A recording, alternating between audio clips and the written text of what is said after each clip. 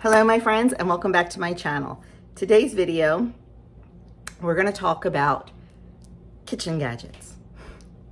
Specifically, 5 things that may not be so mainstream, but maybe they are. I don't know. It just depends on what kind of kitchen you have. But they are 5 things that I could 100% not live without in my kitchen.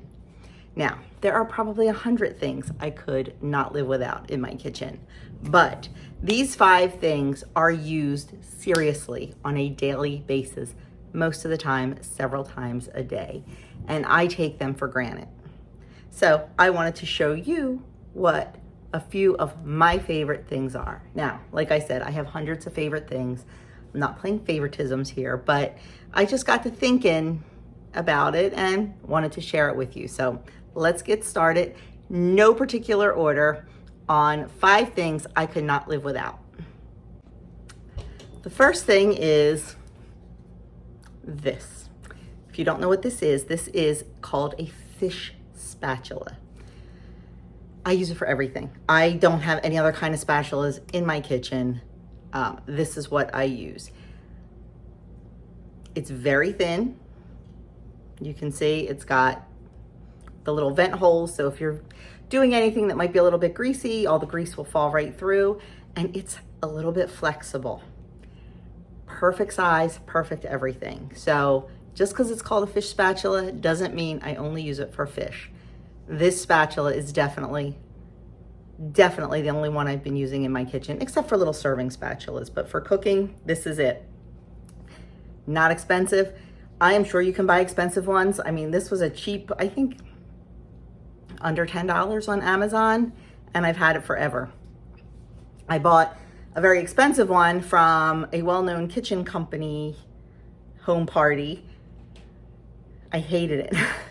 It wasn't really a fish spatula, even though it said it was. It broke in no time, and yeah, so you don't have to go expensive to get something that is going to work fantastic. So that is number 1, is a fish spatula. Second thing, whether you make bread or whether you bake or not, this is a Danish dough whisk. It does not have to just be, I mean, I use it for my sourdough, but I use it for everything. I use it to mix pancakes. I use it to mix cookie batter. I use it to mix everything, not just dough. It does such a good job incorporating all the ingredients because of the different wire patterns. And this is just one. There's like 4 or 5 different wire patterns. I don't know, this is the one I chose. It came in a 2-pack, and I think it was like $12 on Amazon. So I put one away and have one that I use. I figure if this one breaks, if anything happens to it, or if I need to gift the other one to someone, I have it, but use it for everything. I still use my wire whisk when it comes to like beating eggs until frothy, things like that. But for anything that resembles any kind of dough, like I said, pancake batter, things like that, this is definitely top on the list. The next thing is not going to come as a surprise to you, because if you watch my videos, you see me cook. The next thing that I could not live without in my kitchen is cast iron. Now this is my little tiny 8-inch one because the other ones are heavy. I have an 8-inch, a 10-inch, a 12-inch. I have a griddle. I have a flat top. I've got a whole bunch because we use cast iron almost exclusively. I do have a ceramic pan that I use for when I make over easy eggs or omelets. When I make scrambled eggs, I do use my cast iron. When I make pretty much anything, I use my cast iron. I also have enameled cast iron that I use. The only thing I do not use cast iron for is if something is going to be long cooked and has tomatoes or something very acidic in it, because the cast iron will react with the tomatoes and it will make your food taste metallic. It will make it taste tinny. So if I am making chili, I do not do it in a plain cast iron. I will do it in an enameled cast iron, or I will do it in stainless steel, but I will not do it in a plain cast iron. But everything else is fair game. We use it for everything. Great things about cast iron, it's very easy to maintain once you have it seasoned. It is non-toxic. You do not have to worry about any, what are they, PCFs, PFSs, all those things that are on your non-stick cookware. It's just cast iron. So that is the third thing that I could not live without in my kitchen. And like I said, I have all different shapes and sizes, enameled, not enameled. You can throw them right on the grill. You can put them in the oven up to like crazy high heats. They are good for everything. So if you haven't tried cast iron, I highly recommend that you get some. Next on the list might seem like something simple, and it is jars. I use canning jars for everything. I use them for storing liquids in the fridge. I use them for making sun tea. I use them for storing dry goods. I use them sometimes to drink out of. I use them to measure. I use them for everything. And I have all different sizes. I have from a quarter pint all the way up to a half gallon. And then I have some gallon jars that are not mason jars, but they're glass gallon jars. The half gallon jars is one of my absolute favorite. It makes the perfect amount of sun tea. It is perfect for storing a large amount of like broth and things like that before I can it up. I mix up like our strawberry lemonade in this. These are great jars. It's a great size jar. So if you can grab some, maybe at a thrift store, or they sell them by the 6-pack at Walmart. I think they're about $18. Really, really come in handy. I use it for everything. But if you don't want to buy jars, you don't have to. Save your jars. And I do that too. This jar that I store my dent corn in, this was an Aldi sauerkraut jar. I love the lid. I thought the lid was so stinking cute. But this Aldi sauerkraut came in this. And I don't use a whole lot of dent corn, so I don't need a big jar like this. Dent corn is what I grind in my flour mill to make cornmeal.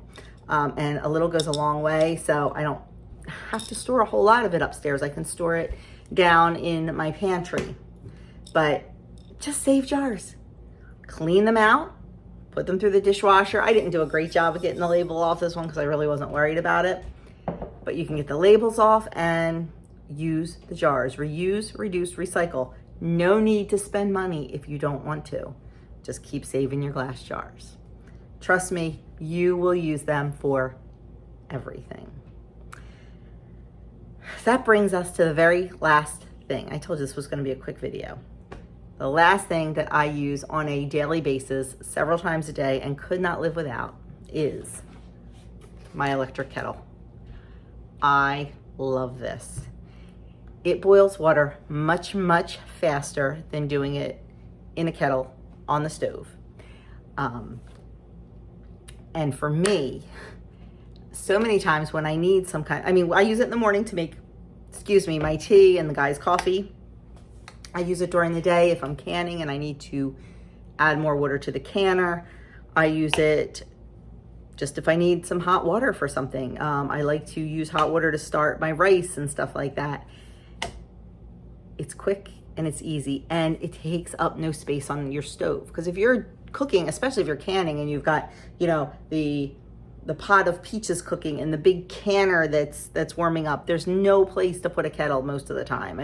I have a regular old 4-burner stove with the warmer in the middle, and my canner takes up half the stove. So for me, this is a game changer. Even just in the morning, like I said, to make coffee and tea, it boils so quickly. The one that I have, there's several different ones. They are not, you can buy ones that are hundreds of dollars. I think this was like 20 bucks. What I do like about mine is it has a button on it to warm. So like I can push that, it'll bring it up to a boil and then it'll hold it at a temperature. It won't shut off and get cool again. And a lot of times I do that.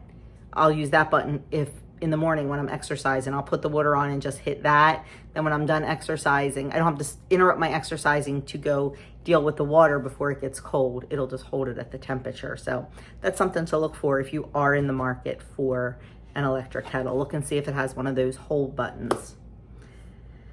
But that is it. Quick short video today. but I just wanted to share these things with you because yesterday as I was in the kitchen and I was cooking, I was thinking, you know, people may not know about this stuff, and it's the things that I reach for over and over and over again. So there you have it. I will try to link as much down below in the description box to my Amazon store of these products in case you are interested in checking them out. But definitely, if nothing else, trust me, game changer. Game changer. I think out of, well, I was gonna say it's my favorite, but I don't know. I don't know if I can, I think my cast iron has to be my favorite, but I use this in my cast iron. So there you go, the dynamic duo. So thank you so very much for watching and listening to me. And that is all I have to say. Check down below. I will link everything if you're interested, and I will see you guys in my next video.